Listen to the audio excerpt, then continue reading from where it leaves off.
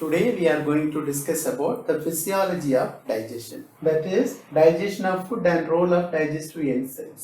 உணவு செரித்தல் மற்றும் செரிமான நொதிகளின் பங்கு அப்படின்னு பார்க்குறோம். Physiology of digestion அப்படின்னு சொன்னாக்கி what are the physico-chemical changes which occurs during digestion. Physical changes means we are taking the food and some changes occurs after digestion physiologically, that is physically. இப்போ நம்ம சாப்பிட்ற உணவு டைஜஷனுக்கு பிறகு கலர் சேஞ்ச் பண்ணுது, பெருசாக இருக்கிறது சின்னதாக மாறிடுது.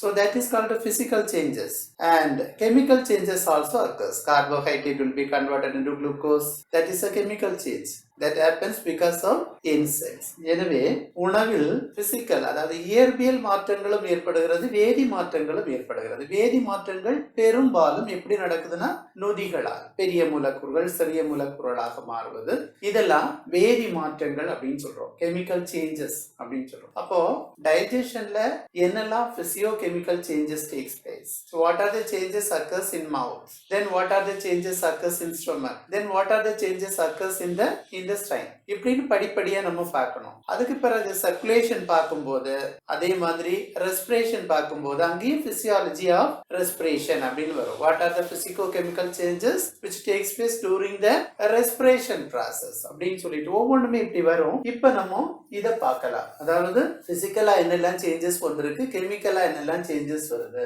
So first one, digestion in the buccal cavity. வாய்க்குழியில் என்னென்ன உணவுக்கு மாற்றம் ஏற்படுகிறது அப்படின்னு சொல்லிட்டு முதல்ல பாருங்க, தூண்டப்பட்ட அனிச்சை செயல் reflex action, stimulated reflex action உண்டாது. இது எல்லாருக்கும் நமக்கு வரும். ஃபுட் நமக்கு விருப்பமான உணவை பசிச்சிருக்கும் போது பார்த்தாலே நமக்கு சலிவேஷன் வரும், நமக்கு உமிழ்நீர் எச்சி ஊறும். தெரியும் உங்களுக்கு, பார்த்தா வரும், பார்க்கல கிச்சன்ல இருந்து நல்ல ஸ்மெல் வந்துட்டு இருக்கு சாப்பாடுக்கு அப்படின்னாலே நமக்கு ஸ்டிமுலேட் ஆகி என்ன ஆகும், தூண்டப்பட்ட அனிச்சை செயல்னால உமிழ்நீர் சுரப்பது என்பது இயல்பான ஒரு காரியம். அல்லது ஒரு பிடித்த உணவை நம்ம வாயில போடுறோம்னு வைங்களேன், பார்க்கவே இல்லை, ஸ்மெல்லும் எடுக்கல, கண்ணை கெட்டிக்கிட்டு உன் வாயில போட்டதும் அந்த ஃபீல் மெக்கானிக்கல் ஃபீல் அது, அதனாலே நமக்கு என்ன வரும், உமிழ்நீர் சுரக்கும். அப்போ உமிழ்நீர் சுரக்கிறதுக்கு ஸ்மெல் ஒரு காரணமாகுது, பார்க்கறது உணவை பார்க்கறது அண்ட் டேஸ்ட் இதெல்லாம் நமக்கு உமிழ்நீரை சுரக்க வைக்கிறது. அது ஒரு அனிச்சை செயலாக இயல்பாக நடக்கணும். எல்லாருக்கும் உமிழ்நீர் சுரக்கணும் நல்ல உணவை பார்த்தா, இல்லைன்னா நமக்கு ஏதோ ப்ராப்ளம் இருக்கும். அப்போ செக்ரீஷன் ஆஃப் சலைவா. சரி, இந்த சலைவால என்ன இருக்கு, வாட்டர் இருக்கு, நீர் இல்லையா, அப்புறம் மின் பகு பொருட்கள் அப்படின்னு சொல்லக்கூடிய எலக்ட்ரோலைட்டுகள் காணப்படுகிறது. Sodium positive ion, potassium positive ion, chlorine negative ion, bicarbonate negative ion, இதெல்லாம் உமிழ்நீரில் இருக்கக்கூடிய மின் பகு பொருட்கள் அல்லது electrolytes. Then salivary amylase, otherwise it is known as ptyalin. உமிழ்நீரில் காணப்படக்கூடிய அமைலேஸ் அல்லது ட்ரையாலின் என்ற நொதி, உமிழ்நீரில் காணப்படக்கூடிய ஒரே ஒரு நொதி இது மட்டுமே, சரியா? அப்புறம் லைசோசைம் என்று அழைக்கப்படக்கூடிய பாக்டீரிய எதிர்ப்பு பொருள், anti bacterial agent which is found in saliva. உமிழ்நீரில் காணப்படக்கூடிய பாக்டீரியா எதிர்ப்பு பொருள், பாக்டீரியா வாயில நமக்கு பாக்டீரியாக்கள் வர வாய்ப்புண்டு, அதை எதிர்க்கக்கூடிய ஒன்று லைசோசைம். அப்புறம் ஆக்சுவலா மியூக்கஸ், அந்த தண்ணியோட சேர்ந்து நமக்கு இப்போ நம்ம வெளியில இருந்து குடிக்க பயன்படுத்தக்கூடிய தண்ணிக்கும் உமிழ்நீர்ல உள்ள தண்ணிக்கும் வித்தியாசம் இருக்கும். உங்களுக்கு பார்த்தது ஸ்லைமியா இருக்கும், வழவழப்பா இருக்கும். அந்த வழவழப்பு தன்மையை, உயவு தன்மையை கொடுக்கக்கூடியது மியூக்கஸ், கோழை. ஸோ ஆக்சுவலி கோழை அல்லது மியூக்கஸ் அப்படிங்கிறது அதுக்கு கெமிக்கல் நேச்சர் என்ன, கிளைகோ புரதம், கிளைகோ புரோட்டீன். சரி, இப்ப என்ன நடக்குது அப்படின்னு பாருங்க. உமிழ்நீர் உண்டாயாச்சு, உணவை நீ வாய்க்குள்ள எடுத்ததும் நம்ம என்ன பண்ணுவோம் அப்படின்னா grinding and chewing of the food takes place. உணவை நம்ம அரைப்போம், அடிச்சு அரைப்போம் இல்லையா, உணவை நல்லா மென்னு அரைப்போம். அதுக்கு பேர் மெல்லுதல் அல்லது mastication. That is chewing and grinding of the food is known as mastication. Mastication மெல்லுதல் என்பது என்ன அப்படின்னு கேட்டா உணவை அரைத்தல், பற்களால் அரைப்பது, அதுக்கு பேரு தான் மாஸ்டிகேஷன் அல்லது மெல்லுதல் அப்படின்னு பேரு. இதற்கு பயன்படக்கூடியது நம்முடைய அப்பர் ஜா, லோயர் ஜா, அதாவது மேல் தாடை கீழ் தாடையில் இருக்கக்கூடிய பல்லெல்லாம் சேர்ந்து அதை அரைக்குது இல்லையா, அரைக்கிறதுக்கு ஒரு நரம்பு வேணும், நரம்பு தூண்டுதல் வேணும், பிரெயின்ல இருந்து வரக்கூடியது. அந்த நரம்புக்கு பேரு சோமேட்டிக் நரம்பு அப்படின்னு பேரு, சோமேட்டிக் நர்வ்ஸ். அதனாலதான் நம்ம அரைக்கிறோம். அரைக்கும் போது என்ன நடக்குதுன்னு பாருங்க. அரைக்கும் போது இந்த மியூக்கஸ் இருக்கு இல்லையா, கிளைகோபுரோட்டீன், அந்த கோழை, இது என்ன ஆகுது அப்படின்னு கேட்டா இந்த உணவுடன் நன்கு கலக்கிறது. அரைக்கப்பட்ட உணவுடன் இந்த சலைவால இருக்கக்கூடிய மியூக்கஸ் தட் கெட் மிக்ஸ்ட், நல்ல தரவா மிக்ஸ் ஆகுது. அப்போ இந்த மியூக்கஸ்க்கு வேலை என்னன்னு பாருங்க. அதாவது உணவை எடுத்ததான் அரைக்கிறது இல்ல, அப்ப உணவு ஈரப்படுத்தப்படுகிறது, மாய்ஸ்சரிங் ஆஃப் த ஃபுட். தென் அப்ப மாய்ஸ்ட் ஆகும்போது அந்த உணவு சாஃப்டா மாறுது, மிருதுவாக மாறி விடுகிறது. அப்புறம் என்னன்னா இந்த மியூக்கஸ் உயவுத்தன்மை இருக்கிறதுனால, ஸ்லைமி நேச்சர், அதாவது வழவழப்பு தன்மை இருக்கிறதுனால அது ஒரு லூப்ரிகேஷனை கொடுக்குது. இந்த லூப்ரிகேஷன் அதாவது ஆயில் மாதிரி இருக்கனால ஃபுட் பார்ட்டிகல்ஸ், அதாவது உணவு துகள்கள் ஒன்றுடன் ஒன்று ஒட்டி போலஸ், உணவு கவளங்களாக மாறிவிடுகிறது. எனவே இந்த உணவு கவளங்களை விழுங்குவது எளிதாகிறது. இப்ப உங்களுக்கு பார்த்தா தெரியும், இந்த கோழைக்கு முக்கியமான வேலை என்னன்னா உணவை ஈரப்படுத்தி மிருதுவாக்கி உயவு பொருள் ஒன்றுடன் ஒன்று போலஸ் அல்லது கவளங்களை உருவாக்கி மிக எளிதில் விழுங்க வைப்பது.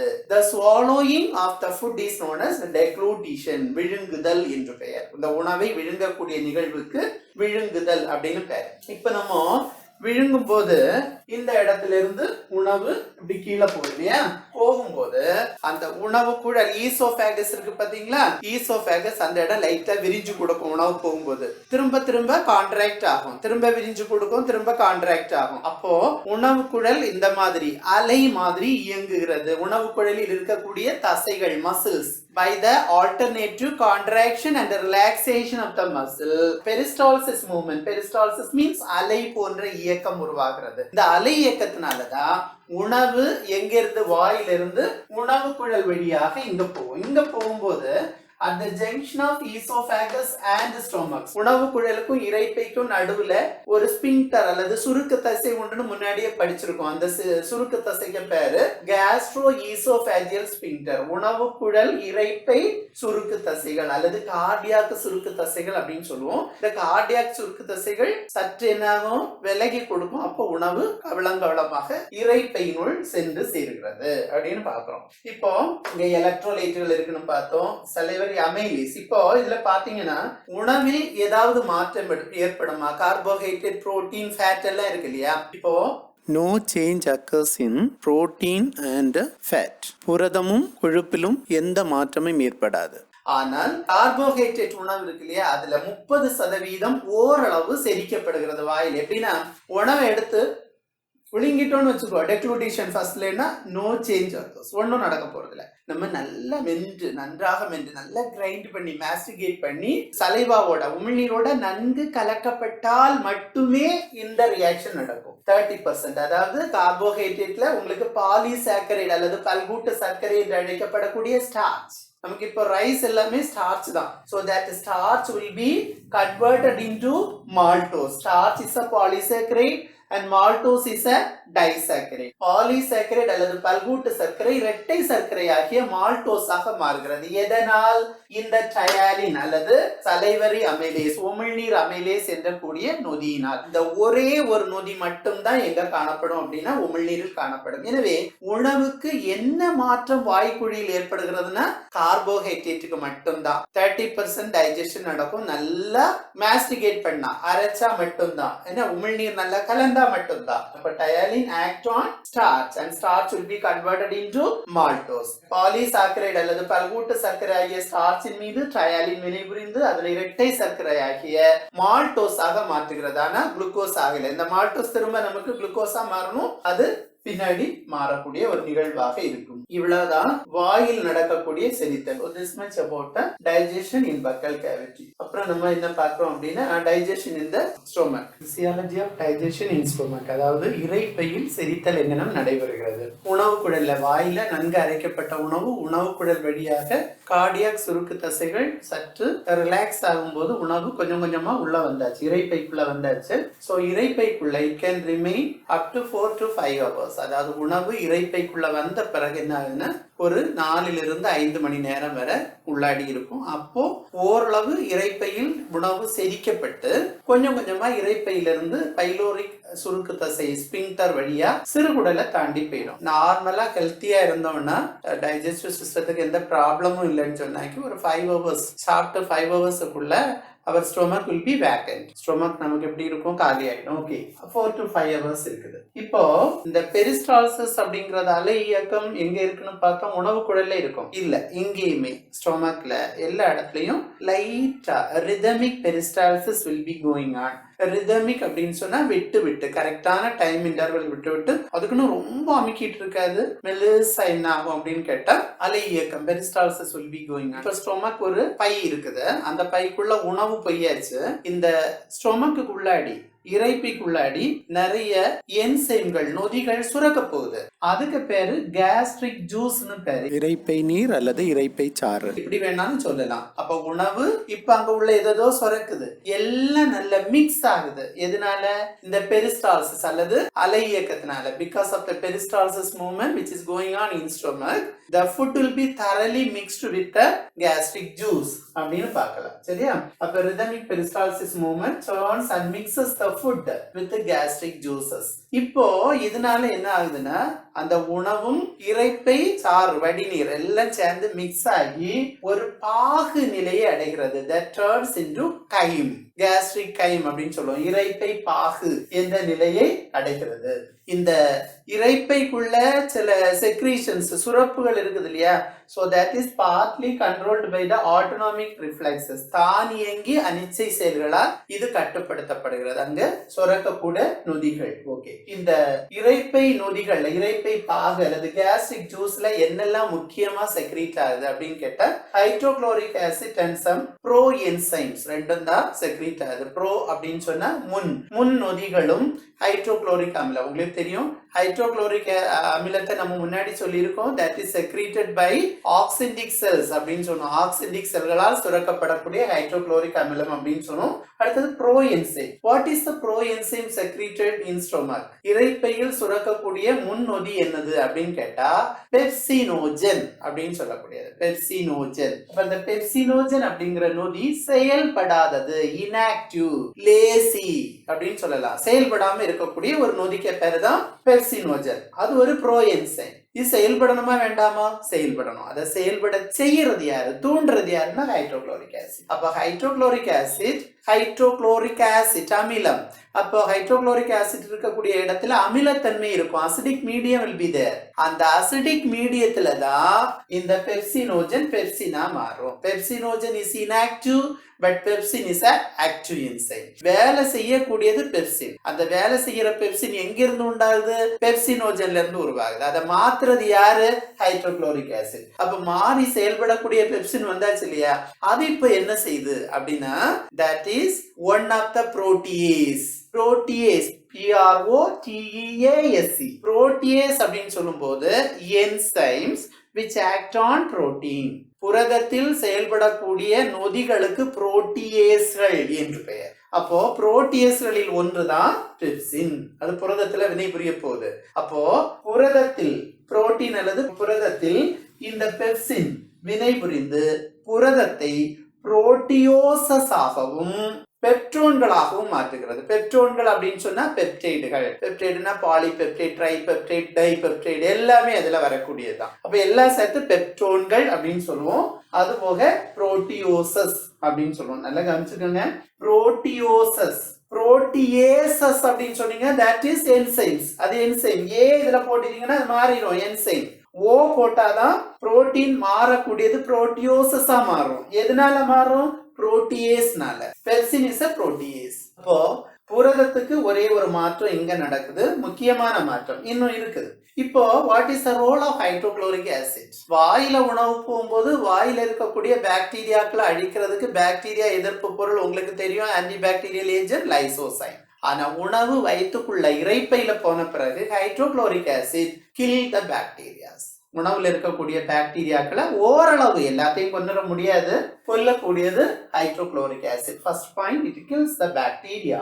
உணவில் இருக்கக்கூடிய நோய் கிருமிகளை அல்லது அழிக்கிறது. ரெண்டாவது, அந்த இடத்தை அமிலத்தன்மை உடையதாக மாற்றும். அமிலத்தன்மையா இருந்தாதான் பெப்சினோஜன் பெப்சினா மாறும். அமிலத்தன்மையா இருந்தாதான் பெப்சின் என்ன பண்ணும் அப்படின்னா புரதத்துக்கு மேல வினைபுரிந்து அந்த புரோட்டியோசஸ் ஆகவும் பெப்டைடுகளாகவும் மாற்ற முடியும். to make the acidic medium. Then avoid putrefaction அப்படின்னா அழுகுதலை தடுக்கிறது. இப்போ உணவை நம்ம ஒரு பாத்திரத்துல வச்சிருக்கிறோம், சரியா, மிக்ஸ் பண்ணி வச்சுட்டோம். மிக்ஸ் பண்ணி வச்சோம்னா கொஞ்ச நேரம் ஆகும்போது அந்த உணவு கெட்டு போயிடும். பாக்டீரியாக்கள்னால அது கெட்டு போயிடும், உங்களுக்கு தெரியும். இதே உணவு நம்ம வயிற்றுக்குள்ள போனாலுமே 5 hours இருக்கும்னு சொல்லியிருக்கோம். அதுக்குள்ள கெட்டு போறதுக்கு வாய்ப்பு உண்டு. ஏன்னா மிக்ஸ் பண்ண ஃபுட் இல்லையா, கெட்டு போறதுக்கு பாக்டீரியா உள்ள இருக்கு. அப்போ அந்த உணவு அழுகுச்சுன்னா என்ன ஆயிடும், ஃபுட் பாய்சனிங் ஆகிறதுக்கு வாய்ப்பு இருக்கு. அதனால வயிற்றுக்குள்ள போனாலுமே ஃபுட் பாய்சனிங்க்கு சான்ஸ் உண்டு. அதை தடுக்கிறது எதுன்னா ஹைட்ரோகுளோரிக் ஆசிட். அது என்ன பண்ணும், உணவை அழுக வைக்குதே பாக்டீரியாக்கள், அதனை அழிச்சு அந்த உணவு அழுகுதலை தடுக்கிறது. அடுத்தது என்னன்னா கேஸ்ட்ரிக் ஜூஸ். அதுக்குள்ள என்ன இருக்குன்னா மியூக்கஸும் இருக்குது, கோழை இருக்குது, அதுக்கு கூட பைகார்பனேட் அயனிகளும் இருக்கிறது. ஹைட்ரோகுளோரிக் ஆசிட் அமிலத்தன்மை, பைகார்பனேட் காரத்தன்மை உடையது, அமிலத்துக்கு எதிரானது. அப்ப அமிலம் என்ன செய்யும், வயிற்றுக்குள்ள இருக்கக்கூடிய கோழை படலம் இருக்கு இல்லையா, மியூகோசல் எபிதீலியம், கோழைய அதாவது வயிற்றுக்கு லேயர் உள்ள இருக்கக்கூடிய அந்த சவ்வு அதை அரிக்கும். ஹைட்ரோகுளோரிக் ஆசிட் அரிக்கும் தன்மை, அரிச்சு அந்த இடத்துல புண்ணு வந்துடும், சரியா, அல்சர் வர்றதுக்கு வாய்ப்பு இருக்கு. அதை தடுக்கிறது யாரெல்லாம்னா இந்த மியூக்கஸும் பைகார்பனேட்டும், காரத்தன்மை உள்ள மியூக்கஸும் பைகார்பனேட்டும் இருக்கிறதுனாலதான் நமக்கு அல்சர் வராம இருக்குது. that prevent from eroding of mucosal epithelium. இனி ஒரே ஒரு நொதி இருக்கு பாத்தீங்கன்னா, எல்லாருக்கும் இருக்காது, குழந்தைகளுக்கு தாராளம் இருக்கும், நிறைய இருக்கும். வயசாக ஆக ஆக ஒரு 14-15 வயசாகும் போது இந்த ரெனின் செக்ரீஷன் எதிர்சம் நின்னே போயிடும். சின்ன குழந்தைகளுக்கு நிறைய இருக்கும். அதுக்கு பேரு renin. Renin is an enzyme which act on milk protein. இப்போ நமக்கு மில்க் இருக்கு இல்லையா, மில்க்ல கார்போஹைட்ரேட் உண்டு, புரோட்டீன் உண்டு, ஃபேட் உண்டு, விட்டமின்ஸ், மினரல்ஸ் எல்லாம் இருக்கு. அதனாலதான் நம்ம மில்க குழந்தைகளுக்கு எல்லாம் இருக்கக்கூடிய ஒரு பரிபூர்ண உணவுன்னு கொடுத்துட்டு இருக்கோம். இதுல இருக்கக்கூடிய புரோட்டீன், மில்க்ல உள்ள புரோட்டீன், அந்த புரோட்டீனுக்கு பேரு கேசினோஜன். Casinogen is a milk protein which can be dissolved in water. தண்ணியில கரையக்கூடிய புரதம் கேசினோஜன். இதை நீரில் கரையாத தயிர் போன்ற கர்ட் லைக் கேசினாக மாற்றுவது ரெனின். அப்போ இந்த கேசினோஜன் அப்படிங்கிறது இப்போ நீங்க பார்த்தா தெரியும், சின்ன குழந்தைக்கு அம்மா பால் கொடுத்திருப்பாங்க. பால் கொடுத்து கொஞ்ச நேரத்துல அந்த குழந்தைய எப்படி தூக்கி வச்சு தட்டி அந்த குழந்தைக்கு கொஞ்ச நேரம் கழிச்சுதான் படுத்து வைப்பாங்க. இல்ல பால் கொடுத்ததும் உடனே அந்த குழந்தைய தூக்கி அங்க இங்க இல்ல நம்ம ஆட்டணும் அப்படின்னா குழந்தை உடனே வாமிட் பண்ணிடும். ஒரு 2 நிமிஷத்துலயே நீ குடிச்ச பாலை வாமிட் பண்ணும். அந்த 2 நிமிஷத்துல அந்த பால் அதுக்கு வாயில இருந்து வெளியே வரும்போது கர்டு மாதிரி தெரிஞ்சு போயிருக்கும், இந்த தயிர் மாதிரி வீழ்படிவா மாறிடும். ஏன்னா அது குடிக்கும் போது அந்த பால்ல இருந்த கேசினோஜன், தண்ணியில கரையக்கூடிய கேசினோஜனை, in the presence of calcium ion, renin convert the carcinogen into casein. அதாவது ரெனின் கால்சியம் அயனின் முன்னிலையில் நீரில் கரையக்கூடிய கேசினோஜனை நீரில் கரையாத தயிர் போன்ற கேசின் என்ற பொருளாக மாற்றுகிறது. இந்த கேசின்ல வேற ஒரு நொதி வர நமக்கு இந்த ஸ்டைல்ல பார்ப்போம், சரியா, அது செயல்பட்டு அது அமினோ அமிலங்களாக மாறும். அப்போ பால்ல இருக்கக்கூடிய புரதத்தினுடைய டைஜஷன் ஆகணும்னா என்ன வேணும், ரெனின் வேணும். அது யாருக்கு இருக்கு, குழந்தைங்களுக்கு தான் நிறைய இருக்கு. வளர வளர வளர இட் ரெடியூசஸ் when aging, வயசு போக போக அந்த ரெனின் செக்ரீஷன் குறைஞ்சுக்கிட்டே இருக்கும். வயசானவங்களுக்கு ரெனின் இருக்கவே இருக்காது, சரியா. அப்போ என்னெல்லாம் நடக்குது அப்படின்னு பாத்தீங்கன்னா, இங்க நமக்கு கேஸ்ட்ரிக் ஜூஸ் மிக்ஸ் ஆகி கையும் உண்டாகுது. கேஸ்ட்ரிக் ஜூஸ்ல ஹைட்ரோகுளோரிக் ஆசிட், பெப்சினோஜன், ரெனின் 3 தான் இருக்கு. ஹைட்ரோகுளோரிக் ஆசிட்டுக்கு வேலை kills the bacteria, make the medium as acidic, avoid putrefaction. அந்த ஹைட்ரோகுளோரிக் ஆசிட் செயல்படாத பெப்சினோஜனை பெப்சினா மாற்றும். பெப்சின் புரோட்டீன்ல செயல்பட்டு அதை புரோட்டியோசஸ் ஆகவும் பெப்டைடுகளாகவும் மாற்றும், சரியா. அமினோ ஆசிட் இன்னும் மாறல. அப்புறம் ரெனின் என்ன பண்ணுவோம்னா பால் புரதம், நீரில் கரையும் பால் புரதத்தை நீரில் கரையாத தயிர் போன்ற கேசின் என்ற பொருளாக மாற்றுகிறது. கேசினோஜனை கேசினாக மாற்றுகிறது. இவ்வளவுதான் இரைப்பையில் நடைபெறக்கூடிய செரித்தல். அதுக்கு அடுத்தது முன் சிறுகுடல் இன்டெஸ்டைன்ல உள்ளது, சரியா. அடுத்த வீடியோவா போட்டு